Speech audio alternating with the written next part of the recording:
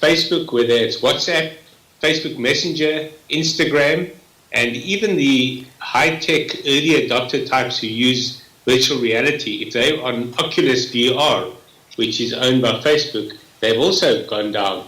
So anything owned by Facebook right now is down and has been since about 5:30 or just after 5:30.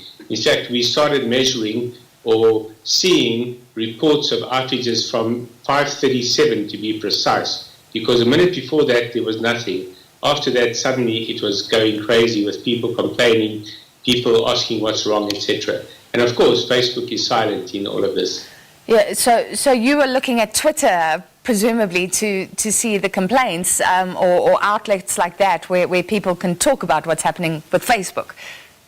There's actually a site called Down Detector, which tells you if a particular site is down. So if you can't reach a site, you go to Down Detector and you type it in, and Down Detector will tell you if there are other complaints. And almost instantaneously, there were thousands of complaints from around the world for any of those services, but in particular Facebook and WhatsApp and Instagram saw a huge spike in complaints, and that's why we can time it almost precisely.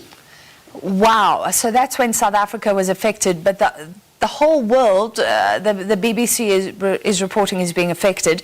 You're saying there has not been a statement yet at all from Facebook?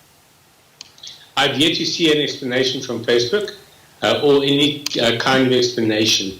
And often what they'll say is that eventually they'll say they're aware of the problem and they are investigating, and they'll let us know once they know what the issue is. And that is usually almost presented to the world, to their customers and to the media as being an adequate explanation. And of course it isn't.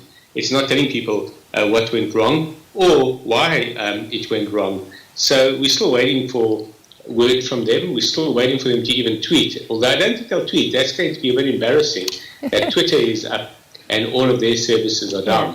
Yeah. But presumably, I mean, they could do it the old-fashioned way and just speak to media outlets around the world who then report online. Would that be the best way? You'd think, but right now, Facebook has a very fractious relationship with the media after last week's revelations in the Wall Street Journal about